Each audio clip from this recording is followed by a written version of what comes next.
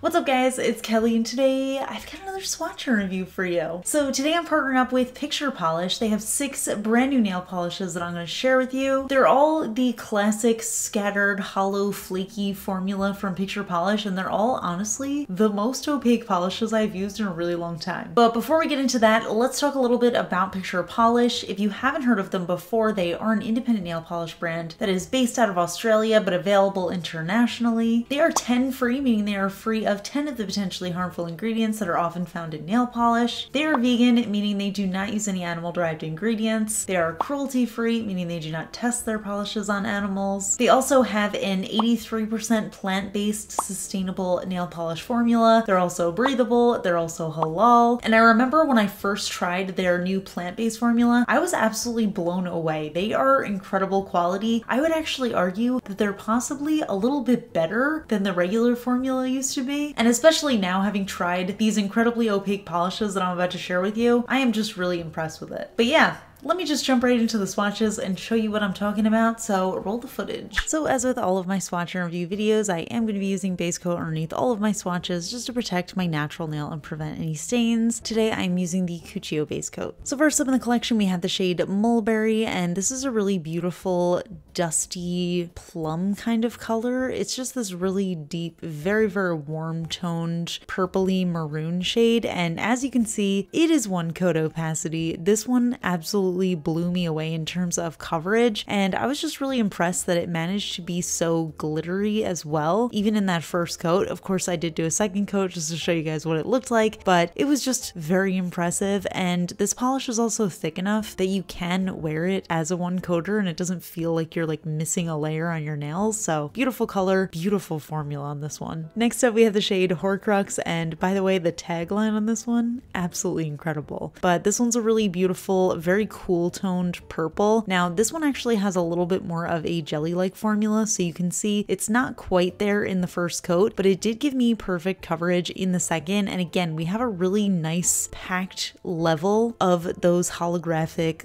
little flecks, and there's just so much variation in there. It's so beautiful. It catches the light really beautifully, and Picture Polish usually has a pretty subtle hollow, but when the light hits them just right, they are just so beautiful and rainbowy, and oh my goodness, what a beautiful base to go with it. Next up we have the shade Glacial, and this one is a very cool toned dusty blue. It actually has a little bit of a purpley undertone to it as well. Kind of hard to see it on camera, but in person you can see it really nicely. It almost has like a slight hint of periwinkle, but it's mostly this very gray blue. And again, we just have this really impressive 1-coat coverage. Of course, I do have short nails, so definitely something to keep in mind. On longer nails, you might need a second for full coverage. I am showing you that second coat anyway, and this one is just so pretty and delicate. It definitely feels like the perfect winter shade. Next up, we have the shade Nico, and this one is a really beautiful, slightly dusty, deep teal shade. Again, we have those same holographic flakies in here, and this is another one that has that nice subtle scattering of flakies in there. It definitely feels very packed, but they're a little bit softer than some of the other shades. And again, we have that 1-coat coverage that impressed me just so much. I feel like all of these shades would be really good for nail art, just because I'm always looking for very opaque colors to work with. Honestly, I feel like I could probably even stamp with these, even though I mostly try to stamp with just cream finishes. These do have, of course, that glittery flaky in there, but I feel like I could definitely stamp with them. Next up we have the shade Brassy, and this one is definitely the most packed in terms of holographic pigment, and you can see it as soon as I started applying. All of that holographic sparkle really started showing through, and this is a scattered hollow, so it doesn't have that line of rainbow, but it definitely has like this multifaceted sparkle going on, which I absolutely love. And then we have this really beautiful deep charcoal base that has a little bit of a warmth in it. I'm not sure if there's actually like a subtle golden shimmer in here, but there's something very unique about this polish. It looked absolutely stunning in 2 coats. I loved how it turned out on the nail, and I just love that super sparkly effect. This actually feels like a really good New Year's polish. And the final shade in the collection is this color Golden, which of course, as per the name, is a beautiful gold color. And again, we have that nice packed holographic sparkle in there. And this is another one that has that sort of jelly-like bead-like formula, so you can see a little bit of sheerness, a little bit of visible nail in the first coat. In the second coat, I really couldn't see any visible nail. It covered it up really nicely, but again, I do have short nails, so you might need a third for this one. It just feels really pretty. Again, this feels like a really nice New Year's color, but this also feels like a very good holiday shade. So here are all the shades together, and I have to say, until I made this little graphic, I don't think I realized how much I love this color story. There's something very deep and wintry about it, but we also have some nice jeweled tones in here. Like, I feel like especially those two left shades would be such a beautiful holiday manicure, and then the rest just feels so deeply wintry and pretty, and again, just incredible formulas going on here. So those are the polishes, and like I said, the formulas on these are just so incredibly impressive. I love the opacity. A lot of these are just one coat coverage, which is so nice, especially considering that you can still see a lot of those glittery flakes coming through. I have no idea how they do it, but I'm very impressed. They're also super self-leveling, which is really nice, and they don't smell like regular nail polish. I never recommend smelling your nail polish, but these do have a little bit of a different scent than usual. It's just a little bit lighter smelling. I'm not sure exactly what it is, but they definitely smell a little bit nicer than regular nail polish. So I think that's actually a perk of the plant-based formula. So all of these polishes are available on the Picture Polish website. Picture Polish does ship internationally, but they also have a bunch of international retailers. As of right now, these polishes aren't available from the retailers yet, but they should be in the coming weeks. So definitely stay tuned for that. And all of the polishes come in these really beautiful bottles. They're 11 milliliters. They're these nice little square bottles with that soft touch cap, and they do have a wide flat brush that has the rounded tip as well. So if you do plan on purchasing from the Picture Polish website, they actually still have their Black Friday sale going on. It was supposed to end this weekend, but they actually extended their sale for my followers. They have a ton of polishes on sale right now. I'm gonna link directly to their Black Friday sale in the description. There's no code required. They have the discount automatically applied to them. And if you get the bundle of 6 polishes that I just reviewed, those are also at a discounted Black Friday sale rate. So like I said, I'm just gonna link everything down in the description. You guys can check that out if you're interested. But yeah, I'm curious to hear from you guys. What do you think of these polishes? Have you tried their plant-based formula, and what do you think of it? Let me know in the comments. We can chat about it. If you enjoy my swatch and review videos, please give this one a thumbs up. And if you're not already subscribed to my channel, please consider subscribing. I put out new videos every Tuesday, Friday, and Sunday. I also do have a second channel, my vlog channel, where you can see a little bit more behind the scenes and everyday life. So if you're interested, I'll link that up in the cards. Huge shout out to my Cosmic Admirals on Patreon, Amanda M, Braxton Scott, and Rocket Man's daughter. I really appreciate your support, and I will see you guys in my next video.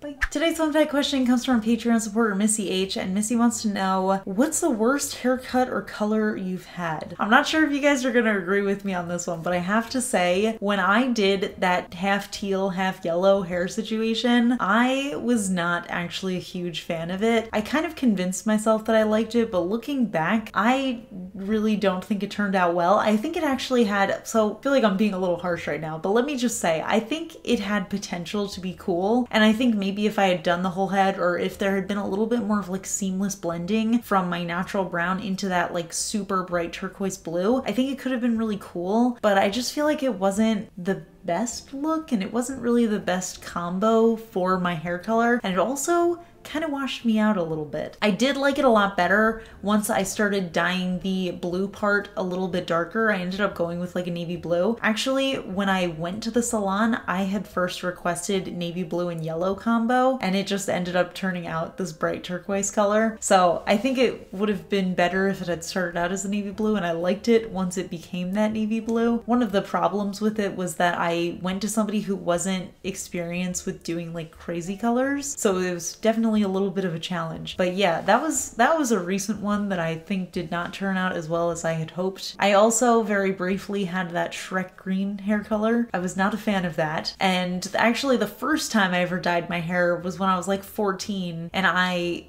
don't really know what was going on, but like the bottom half of my hair was purple and the top half was like this orangey brown color, and I really just looked like peanut butter and jelly. I have no photos of that time, but I remember thinking at the time that I was like the coolest person ever. I feel like I always struggle with like looking back at previous hair colors and just not loving them. There are some colors that I like the look of, and actually, funny enough, there are some colors that I kind of hate while I have them in, but then after the fact I'm like, man, that looked really good. But I guess I'm just very glad that I can change change my hair color pretty often because I really change my mind very often on what I like. If anybody wants to share their least favorite hair color or haircut that they've had, definitely let me know in the comments. Make me feel a little bit better about my hair disasters.